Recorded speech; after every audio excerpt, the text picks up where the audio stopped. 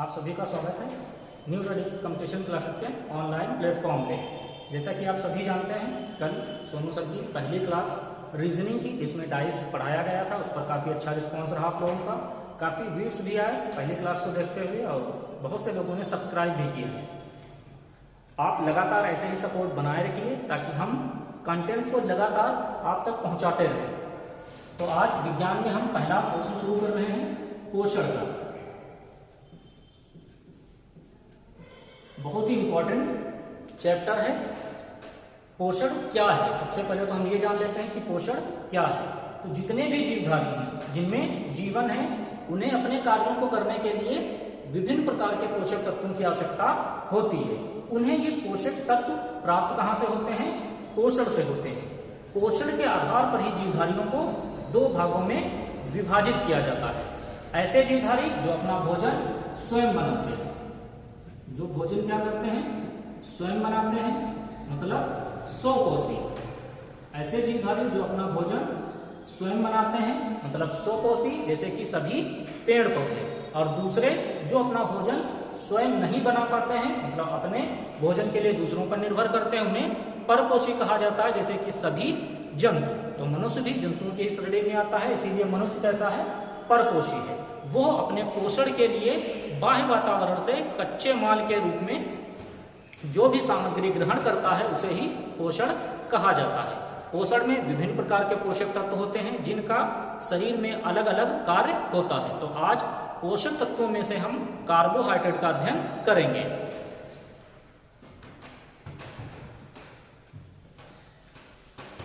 तो पोषक तत्वों, सबसे पहले हम बात कर लेते हैं पोषक तत्वों की।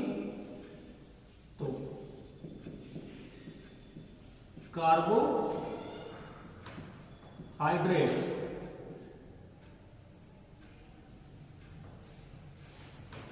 तो कार्बोहाइड्रेट क्या है?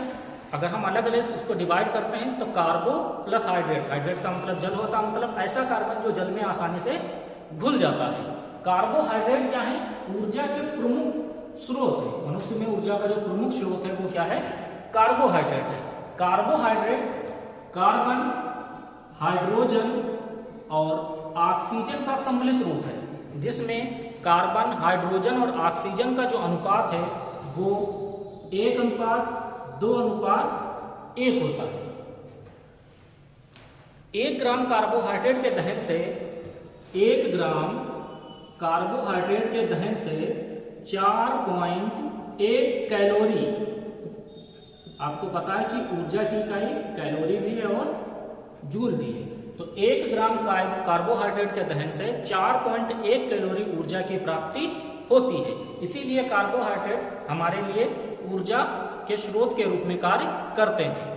तो कार्बोहाइड्रेट को मुख्य रूप से 3 भागों में विभाजित किया जाता है। तो तीनों भागों को देख लेते हैं और इन तीनों भागों से ही लगातार अलग अलग परीक्षाओं में क्वेश्चन पूछे जाते हैं। तो सबसे पहले हम बात करेंगे मोनोसेकेराइड की।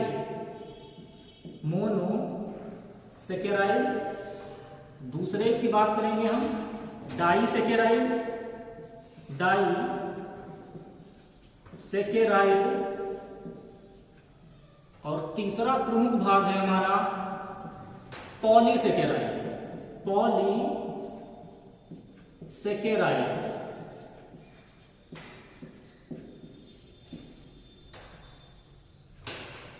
तो सबसे पहले हम बात करते हैं मोनोसेकेराइड की।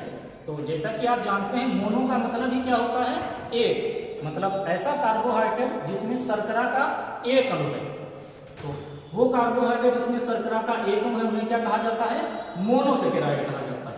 इसमें भी अलग अलग कार्बोहाइड्रेट को शामिल किया गया है। सबसे पहले हम बात करते हैं ग्लूकोज की,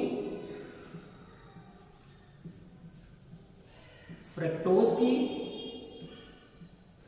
और गैलेक्टोज की।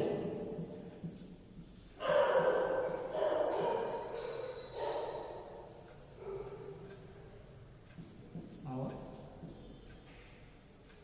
गैलेक्टोज की। तो ग्लूकोज आप सभी ने नाम सुना होगा, ग्लूकोज क्या है? कोशिकीय ईंधन है, क्योंकि सबसे अधिक मात्रा में हम ग्लूकोज का सेवन करते हैं और ग्लूकोज से काफी आसानी से ऊर्जा की प्राप्ति भी हो जाती है। तो ग्लूकोज सबसे अधिक अंगूर में पाया जाता है, इसीलिए इसे ग्रेप्स शुगर, इसीलिए इसे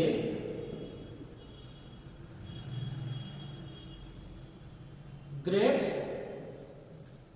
शुगर भी कहा जाता है। ग्लूकोज का ही एक दूसरा पार्ट है या इसी का एक भाग है, आप लोगों ने काफी से सुना होगा, डी ग्लूकोज। ग्लूकोन डी के नाम से पाउडर आता है, उसका खूब सेवन किया जाता है जब कभी भी पानी की कमी होती है, क्योंकि ग्लूकोज जो है वो कार्बन, हाइड्रोजन और ऑक्सीजन का ही रूप है, इसीलिए उससे जल की भी पूर्ति होती है। तो डी ग्लूकोज ग्लूकोज का ही ऐसा रूप है जिससे सबसे सरलता से ऊर्जा की प्राप्ति होती है।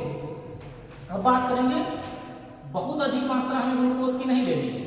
अगर ग्लूकोज की मात्रा बहुत अधिक हो जाएगी तो हमें एक रोग हो जाता है जिसे क्या कहा जाता है? मधुमेह या डायबिटीज। मतलब ग्लूकोज की मात्रा अगर रक्त में बहुत अधिक हो जाएगी तो मधुमेह या डायबिटीज रोग हो जाएगा। लेकिन एक हार्मोन्स भी ऐसा है जो ग्लूकोज की मात्रा को नियंत्रित करता है। उस हार्मोन्स का क्या नाम है? इंसुलिन। इंसुलिन हार्मोन है जो ग्लूकोज की मात्रा को रक्त में नियंत्रित करता है।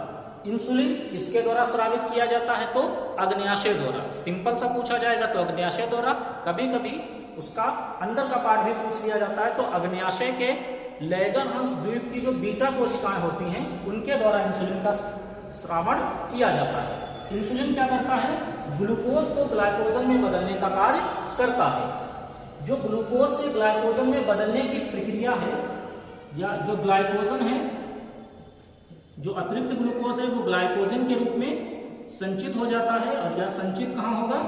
यकृत में। यह क्वेश्चन भी काफी बार पूछा गया है कि मनुष्य में अतिरिक्त ग्लूकोज की मात्रा किस रूप में संचित रहती है? तो ग्लाइकोजन के रूप में। कहाँ संचित रहती है? तो यकृत में। और इस ग्लूकोज को ग्लाइकोजन में बदलने में प्रमुख भूमिका कौन निभाता है? वो है इंसुलिन। तो ग्लूकोज के बारे में आपने काफी फैक्ट्स देख लिए। दूसरे की हम बात करते हैं, फ्रक्टोज की। तो फ्रक्टोज सबसे मीठी शर्करा है। फ्रक्टोज सबसे मीठी शर्करा है और शहद का यह प्रमुख घटक है। यह क्वेश्चन काफी बार पूछा गया है कि शहद का प्रमुख घटक कौन है? तो फ्रक्टोज। फ्रक्टोज सबसे मीठी शर्करा है, पहली बात सबसे मीठी शर्करा है, और दूसरा प्रमुख इसका भाग है कि शहद जो है उसका प्रमुख घटक क्या होता है? फ्रक्टोज होता है। गैलेक्टोज जो कि मुक्त अवस्था में नहीं पाया जाता है, जो डाइसैकेराइड में होता है। तो अब बात करते हैं डाइसैकेराइड की। डाई जैसा आपको नाम से ही लग रहा है, डाई का मतलब होता है दो। मतलब ऐसा कार्बोहाइड्रेट जिसमें शर्करा के दो अणु शामिल होते हैं उसे क्या कहा जाता है? डाइसैकेराइड कहा जाता है। इसमें भी कुछ प्रमुख कार्बोहाइड्रेट हैं। सबसे पहले हम बात करेंगे लैक्टोज की। इसके अलावा माल्टोज और सुक्रोज। आपने लगभग सभी के नाम सुने होंगे, लेकिन इसके बारे में इतने अधिक फैक्ट हैं और फैक्ट से ही हमेशा क्वेश्चन पूछे जाते हैं। तो डाइसैकेराइड में कौन है? लैक्टोज, माल्टोज और सुक्रोज है। लैक्टोज किसमें पाया जाता है? दूध में। लैक्टोज मुख्य रूप से किसमें पाया जाता है? दूध में। सबसे अधिक लैक्टोज की मात्रा मां के दूध में पाई जाती है। सबसे अधिक लैक्टोज की मात्रा मां के दूध में पाई जाती है। अब केवल लैक्टोज तक सीमित रहेंगे तो बहुत कम नॉलेज हो पाएगा। अब इससे जितने भी जरूरी फैक्ट हैं उनको भी एक बार देख लेते हैं। तो लैक्टोज इसमें पाया जाता है दूध में, इसीलिए इसे दुग्ध सुगंधी कहा जाता है। इसके अलावा ये सबसे अधिक इसमें पाया जाता है? मां के दूध में पाया जाता है। लेकिन कभी कभी क्या होता है कि दूध क्या हो जाता है? खट्टा हो जाता है, या हम कह सकते हैं कि दूध खराब हो गया। वो क्यों होता है?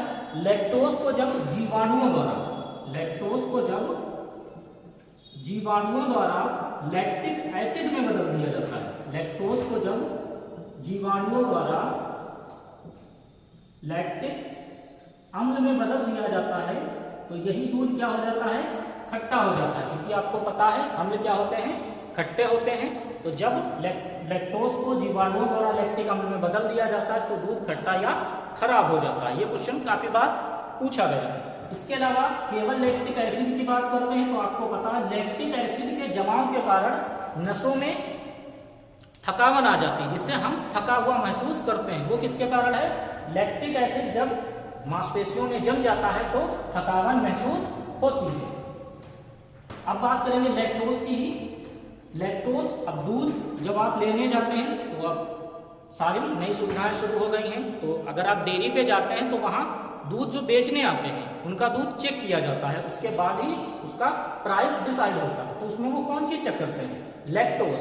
तो अगर सिंपल सा क्वेश्चन पूछा जाए कि दूध की शुद्धता को कौन किसके द्वारा जांचा जाता है, लैक्टोज के द्वारा। और इसको जांचा किसके द्वारा जाएगा, तो लैक्टोमीटर। लैक्टोमीटर एक यंत्र है जिसके द्वारा दूध में लैक्टोज की मात्रा का पता लगाया जाता है। ये लैक्टोमीटर जब आपको फिजिक्स पढ़ाई जाएगी उसमें भी है, आर्किमिडीज के सिद्धांत पर कार्य करता है। आर्किमिडीज के सिद्धांत पर कार्य करता है। आर्किमिडीज का सिद्धांत बहुत इंपॉर्टेंट है फिजिक्स में। तो जो लैक्टोमीटर है वो आर्किमिडीज के सिद्धांत पर कार्य करता है। अब दूध, जो लैक्टोज जिसमें दूध में पाया जाता है, इस पर भी एक दो फैक्ट की बात कर लेते हैं। दूध में मुख्य रूप से दो प्रोटीन पाई जाती है, ठीक है। एक केसीन प्रोटीन, काफी बार ये क्वेश्चन पूछा जा चुका है कि दूध में कौन सी प्रोटीन पाई जाती है या किस प्रोटीन के कारण दूध का रंग सफेद होता है, तो केसीन प्रोटीन। केसीन प्रोटीन के कारण ही दूध का रंग क्या होता है, हल्का सफेद होता है। इस केसीन प्रोटीन के पाचन के लिए आमाशय में एक विशेष प्रकार का एंजाइम भी स्रावित होता है। उस एंजाइम को क्या कहा जाता है, रेनिन। जब आपको पाचन तंत्र पढ़ाया जाएगा तब आमाशय से स्रावित होने वाले विभिन्न प्रकार के एंजाइम और वो किसका पाचन करते हैं इसके बारे में भी बताया जाएगा। तो दूध का सफेद रंग किसके कारण होता है, केसीन प्रोटीन के कारण। इस प्रोटीन का पाचन कौन करता है, आमाशय से निकलने वाला रेनिन। इसके अलावा एक और इसमें पाया जाता है कैरोटीन। आप लोग देखते होंगे कि कभी कभी दूध का रंग आपको हल्का पीला भी दिखाई पड़ता है। तो जो हल्का पीला रंग होता है वो दूध में कैरोटीन नामक प्रोटीन की उपस्थिति के कारण होता है। तो लैक्टोज से इतने आपको फैक्ट जानने को मिले जो अलग अलग परीक्षाओं में आप लगातार देखते रहते हैं। अब बात करेंगे हम माल्टोज की। तो माल्टोज, जैसा कि आप जानते हैं, माल्ट का मतलब ही क्या होता है, अनाज होता है। माल्ट का मतलब क्या होता है, अनाज होता है। मतलब माल्टोज ऐसी शर्करा है जो अनाज में पाई जाती है। माल्टोज ऐसी शर्करा है जो अनाज में पाई जाती है, इसीलिए इसे अनाज शर्करा भी कहा जाता है। मतलब माल्टोज ऐसी शर्करा है जो मुख्य रूप से अनाजों में पाई जाती है, इसीलिए इसे अनाज शर्करा भी कहा जाता है। तीसरा सुक्रोज है। आप लोगों ने इसके बारे में भी थोड़ी बहुत जानकारी रखी होगी। तो सुक्रोज बहुत ही आम कार्बोहाइड्रेट है। ये किससे बनाया जाता है, ये बनाया जाता है हमारा शुगर केन से, या हम कह सकते हैं इसको क्या हिंदी में बोला जाता है, गन्ना। तो गन्ने से कौन सी कार्बोहाइड्रेट बनाई जाती है, सुक्रोज। इसीलिए इसे क्या कहा जाता है, सुक्रोज को इसीलिए क्या कहा जाता है, केन शुगर, जिसे आप लोग साधारण भाषा में शक्कर कहते हैं, वो वास्तव में क्या है, सुक्रोज ही। तो सुक्रोज किससे प्राप्त होता है, गन्ने के रस से प्राप्त होता है, इसीलिए इसे केन शुगर भी कहा जाता है। अब तीसरे की बात करते हैं, पॉलीसेकेराइड की।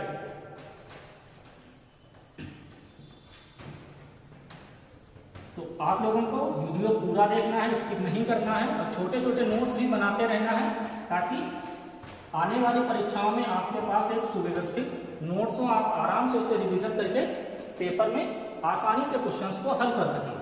पॉलीसेकेराइड ऐसे कार्बोहाइड्रेट जिसमें कार्बन के 10 या उससे बहुत अधिक, जैसे कि सेलुलोज है उसमें बहुत अधिक, हम ये कह सकते हैं कि 10 या उससे अधिक जो अणु हैं कार्बोहाइड्रेट के, उन्हें क्या कहा जाता है? पॉलीसेकेराइड। इसमें दो मुख्य हैं। सबसे पहले हम बात करेंगे सेलुलोज की, नाम थोड़ा सुना है, सेलुलोज। तो जितने भी पेड़ पौधे हैं उन सब की कोशिका भित्ति किसकी बनी होती है? सेलुलोज की बनी होती है। जितने भी पेड़ पौधे उनकी कोशिका भित्ति किसकी बनी होती है? सेलुलोज की। और वास्तव में जो प्रमुख अंतर है जंतु कोशिका और पादप कोशिका में, वो किसका है? कोशिका भित्ति का है। ये क्वेश्चन काफी बार एग्जाम में पूछा गया है, क्योंकि माइटोकॉन्ड्रिया हो जाएगा, केंद्रक हो जाएगा, केंद्रिका हो जाएगा, रिक्तिकाएं हो जाएंगी, ये जंतु कोशिका, पादप कोशिकाएं सब में पाई जाती है, लेकिन कोशिका भित्ति केवल और केवल पादप कोशिका में ही पाई जाती है। और वो कोशिका भित्ति बनी किसकी होती है? सेलुलोज की बनी होती है। और सेलुलोज कैसा कार्बोहाइड्रेट है? पॉलीसेकेराइड है। अब हम लोग विभिन्न प्रकार के पेड़ पौधों का सेवन करते हैं, मतलब छोटे छोटे जो हैं, तो इस सेलुलोज का जब हम सेवन करेंगे तो इसका पाचन भी होना अनिवार्य है। तो सेलुलोज का जो पाचन होता है वो कहाँ होता है? बड़ी